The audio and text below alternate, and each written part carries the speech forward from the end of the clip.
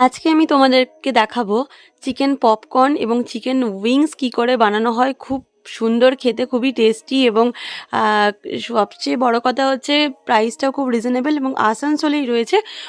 এর আগে আমি অবশ্যই একটা ভিডিও শেয়ার করেছিলাম, তো তোমরা দেখতেই পাচ্ছ স্ক্রিনে। বানানোর প্রসেসিংটা আমি তোমাদের সাথে শেয়ার করছি এবং খেতে ভীষণ টেস্টি হয়েছিল। যখন তোমরা খাবে তখন তোমরাও বুঝতে পারবে ভীষণই টেস্টি ছিল। তো চলো আমি পুরো ভিডিওতে তোমাদের সাথে শেয়ার করছি, যদি ভালো লেগে থাকে তাহলে অবশ্যই শেয়ার করে দেবে। সাথে দিয়েছিল আমাদেরকে মেয়োনিজ আর চাটনি। অনেকটা পপকর্ন ছিল, আগে ছিল 50 রুপিস, এখন হয়ে গেছে 70 রুপিস। আর চিকেন উইংস বা চিকেন লেগ পিসের থেকে অনেক বেটার হচ্ছে চিকেন পপকর্নটা। ভীষণ টেস্টি খেতে আর খুব সফট থাকে এগুলো, ভীষণ ক্রাঞ্চি টাইপের হয়, মুখে দিতে দিতে ভীষণ একটা কুরকুরে টাইপের একটা খেতে লাগে। তো চলো, আমার তো খাওয়া হয়ে গেল, আমার তো ভীষণ ভালো লেগেছে।